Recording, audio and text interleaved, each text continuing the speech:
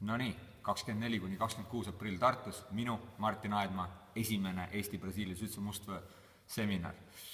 Mida me teeme seminarid? Teeme kindlasti alt avatud kaitset, ühelt poolt kaitseliigutusi, et see on siin Eesti maa peal tegelikult suht populaarne teema olnud juba mõnda aega, aga alati täienevad asjad ja tulevad detaile ja nüansse tuleb juurde, et teeme kaitseliigutusi ja siis räägin natukene Tel Aviva, ehk siis kui oled selili ja sul on üks jalg on seal teatud konksuga, kes teab, kes ei tea, kui ei tea, siis võite tulla ja kaeda esmakordselt, aga teeme Tel Aviva sellist mängu natukene, et kuidas sealt rünnata paar lihtsat asja ja mida kasutatakse nagu tipptasemel ka.